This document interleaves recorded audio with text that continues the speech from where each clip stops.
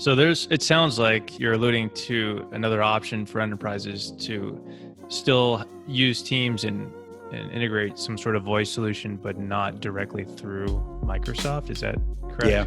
Okay. Yeah. That from what I'm seeing in the ecosystem, right, to me, that seems to balance both. Hey, I want to use this interface, but I kind of want someone who knows global voice a little better than maybe Microsoft does today. Mm-hmm.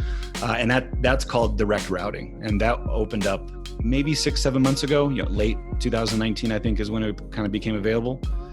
And really what that does is, so you can live and breathe in Teams. Your end user has a dial pad in Teams, but the SIP connectivity or the PSTN connectivity is not through Microsoft, it's through that provider.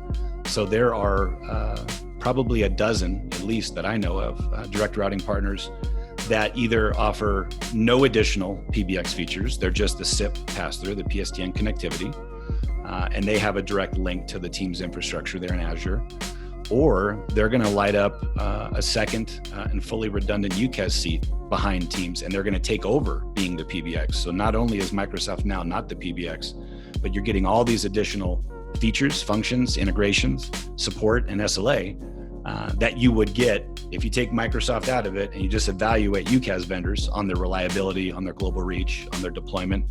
That's the conversation you're back to having is, okay, Teams is my interface.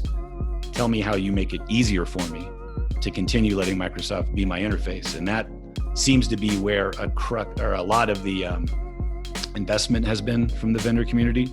The training has been, and it's really where I see most large enterprises having this conversation that we're going to go with Teams. Now tell us who can do it the way that we want to do it. And that is now the discussion, as opposed to whose UCaaS cell phone do I like the best, or whose buttons are in the right place, or who has the perfect integration.